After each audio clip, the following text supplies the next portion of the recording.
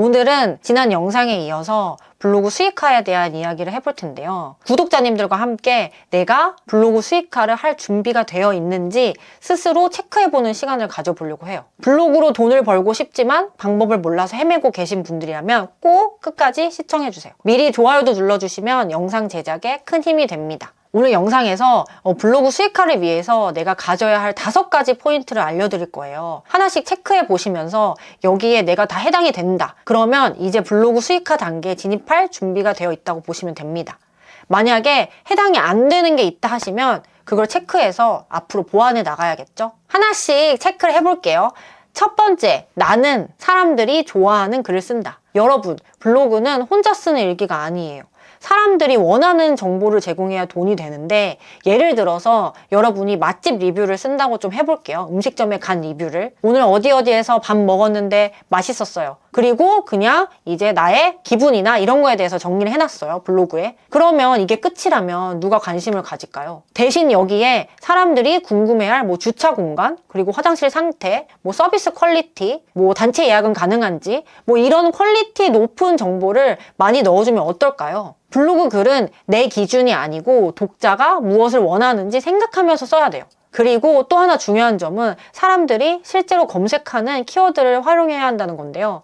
웨어이즈 포스트, 블랙키위, 크리에이터 어드바이저 같은 툴을 사용해서 키워드 분석을 하거나 트렌드를 파악해서 사람들이 관심 있는 주제를 꼭 찾아야 해요. 사람들이 무엇에 관심 있고 무엇에 빠져 있는지를 이해해줘야 하거든요. 그러면 많은 주제들이 보이게 되고 여기서 다른 사람들의 관점을 좀 찾을 수 있게 될 거예요. 그래서 내가 여기에서 만약에 이제 정보를 찾았잖아요. 그러면 막 정보를 그냥 나열해서 쓰는 게 아니고 나만의 관점을 입혀서 글을 써나가야 하는 거예요. 그게 네이버가 좋아하는 글이고 사람들이 열광하는 컨텐츠가 되는 거죠. 두 번째, 나는 다른 블로거들의 글을 많이 본다. 이 초보 블로거라면 특히 중요한 부분인데요. 처음 글을 쓰기 시작하면 어떤 톤으로 쓸지, 사진은 몇 장 넣어야 되는지, 썸네일은 어떻게 만들어야 되는지 막막할 수 있어요. 이럴 때는 내가 쓰고 싶은 주제와 비슷한 글을 쓰고 있는 블로거들을 많이 찾아보는 게 도움이 되는데요. 여기서 팁은 이미 방문자가 많은 상위 블로거, 개설을 오래 한 것 같은 블로거 말고 시작한 지 얼마 안 됐는데 방문자 수가 나보다 높거나 또는 인플이 된 그런 케이스들이 있을 거예요. 그런 분들의 글을 찾아서 읽어보면 내 블로그 성장에 확실히 도움이 되거든요. 예를 들어서 만약에 내가 여행 블로그를 운영하고 있으면 누구의 글을 참고하면 좋을까요? 저라면 여행 전문 에디터들 글 있죠? 신문 기사에서 여행 칼럼도 괜찮아요. 그런 분들의 글을 보면서 글의 흐름이나 이 표현 방식에 참고를 해보는 거죠. 저도 경제 매거진을 많이 참고하면서 글 쓰는 방법을 배우고 있어요. 세 번째, 나는 블로그에 능동적인 사람이다. 블로그도 회사 생활처럼 능동적인 자세가 필요한데요. 회사를 예로 들어볼게요. 내가 회사에 처음 입사했어요. 그러면 선배한테 OJT를 받겠죠. 그 OJT에는 그동안 상사분들이 해왔던 매뉴얼이 잘 정리되어 있을 거예요.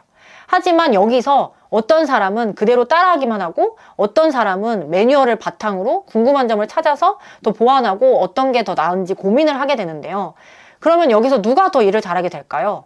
당연히 후자겠죠. 블로그도 똑같아요. 예를 들어서 처음엔 당연히 방향을 알아야겠죠. 수익화 블로그를 어떻게 만드는지 유튜브나 어떤 SNS를 서치하고 전자책을 읽어본다거나 요즘 또 무료 강의도 많으니까 찾아서 보는 거죠. 이런 자세가 필요해요. 그 다음에 이제 내가 누군가 알려준 방법대로 하나씩 해보는 거예요. 그러면 성과가 좀 보이기 시작하거든요. 그런데 여기서 그래도 내가 기존에 알고 있던 방법으로 성과가 안 나온다면 왜 안 되지? 고민하면서 새로운 방법을 찾아보는 자세가 필요해요. 블로그에는 정답이 없어요. 내가 더 나은 방향으로 발전시키면 그게 정답이거든요. 그래서 항상 배우고 시도하려는 마음가짐이 필요해요. 대부분의 사람들이 내가 어느 정도 좀 알고 있으면 그게 다인 줄 알고 더 이상 안 배우려고 하잖아요. 근데 빠르게 성장하는 블로거들을 보면 기존에 알았던 것들에 대해서 더 궁금해하고 파고들고 그 이상을 공부하는 거죠. 네 번째, 꾸준히 할 자신이 있는가? 블로그 수익화에서 가장 중요한 것이 바로 꾸준함인데요. 많은 사람들이 블로그를 시작하지만 몇 달 뒤에는 포기하잖아요. 이유는 간단해요.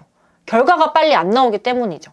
그런데 수익화 블로그는 마라톤이랑 좀 똑같은 것 같아요. 처음에는 느리고 힘든데 이게 꾸준히 달리다 보면 점점 속도도 붙고 호흡도 괜찮아지고 그러잖아요. 이렇게 블로그도 계속 꾸준히 글을 쓰면 글 쓰는 게 쉬워지고 결과가 따라오게 되는 것 같아요. 예를 들어서 하루에 1시간씩 글을 쓰거나 매주 몇 개의 글을 작성하겠다는 스스로 목표를 세우고 실천하는 게 중요한데요. 블로그는 단기간에 큰 성과를 기대하기는 어렵지만 꾸준히 글을 쓰면 검색 유입이 늘어나면서 방문자가 많아지고 애드포스트 수입이 올라가고 인플 도전을 해보고 원고료 제한이 들어오고 이런 단계적인 성과가 보이게 돼요. 그러니까 지금 나에게 한번 물어보세요. 나는 지금 성과가 안 나와도 꾸준히 계속할 자신이 있는가? 여기에 yes라고 대답한다면 여러분은 수익화 블로그를 운영할 준비가 되어 있는 거예요. 그리고 5번째, 수익화 이유를 준비한다. 블로그 수익이 꾸준히 발생하기 시작하면 그 다음은 세금 관리에 대한 지식도 좀 알아두셔야 하는데요. 이 원고 협업을 하게 되면 이 광고 업체에서 개인 사업자로 입금해 드릴지 아니면 3.3% 원천 징수를 떼고 드릴까요? 이렇게 물어봐요. 저도 처음에는 이게 무슨 말인가 싶었어요. 그냥 당연히 계좌로 입금해 주는 줄 알았거든요. 일정 이상의 수익을 올리게 되면 이 사업자 등록이 필요할 수 있어요. 세금을 줄이기 위해서요. 그래서 블로그를 하시는 분들 중에 사업자 신고를 하는 분들이 계시기 때문에 저한테 이렇게 물어본 거더라고요. 이때 사업자로 세금 신고를 한다면 비상주 사무실이 큰 도움이 되는데요. 실제로 사무실을 이용하지 않고도 주소를 활용해서 세금을 줄일 수 있는 방법이 있어요. 비상주 사무실을 찾아보시면 아마 엄청 다양한 업체가 뜰 텐데 싼 가격만 보고 아무 데서나 했다가는 그 사무실이 망해서 내 사업자가 말소가 될 수 있거든요. 그래서 최대한 안전하고 믿을 수 있는 곳으로 선택하시는 걸 추천드려요. 이 여러 업체들 중에서 밸런스 스페이스라는 곳이 가장 안전한 업체라고 전 좀 느껴지더라고요. 업력도 벌써 8년이나 됐다고 하고요. 제가 직접 다른 업체들이랑 비교도 해봤는데 홈페이지에 들어가서 보니까 기간 선택 옵션도 3개월부터 36개월까지 엄청 다양해서 더 좋았어요. 상담은 100% 무료라고 하니까 비상주 사무실부터 사업자 등록까지 궁금한 점들을 다 물어보시면 도움이 되실 것 같아요. 이때 여기 문의하기에 아임플래너 영상 보고 왔어요 라고 적어주시면 추가 혜택도 들어가니까 꼭 문의 내용에 적어주시고요. 블로그로 수익을 벌고 계신 분들에게는 이런 세금 상식도 중요하니까 꼭 알아두세요. 자, 그러면 오늘 제가 말씀드린 4가지 포인트 그리고 수익화 이유를 위한 세금 관리 팁까지 정리를 해볼게요. 나는 다른 사람들이 좋아하는 글을 쓴다. 나는 다른 블로거들의 글을 많이 본다. 나는 블로그에 능동적인 사람이다. 나는 꾸준히 할 자신이 있다. 나는 수익화 이유를 위한 세금 관리 팁을 준비할 수 있다. 이 5가지를 충족하면 여러분도 수익화 블로그를 만드실 수 있어요. 부족한 부분은 당연히 지금부터 천천히 보완하면 되겠죠. 아임플래너 유튜브 채널에도 키워드 찾는 법이나 성장시키는 방법에 대해서 많은 꿀팁이 들어있으니까 하나씩 살펴보시면 도움이 되실 거예요. 오늘 영상이 도움이 되셨다면 좋아요, 구독, 알림 설정까지 부탁드리고요. 저는 그러면 다음에도 좋은 컨텐츠로 돌아올게요. 행복한 하루 보내세요.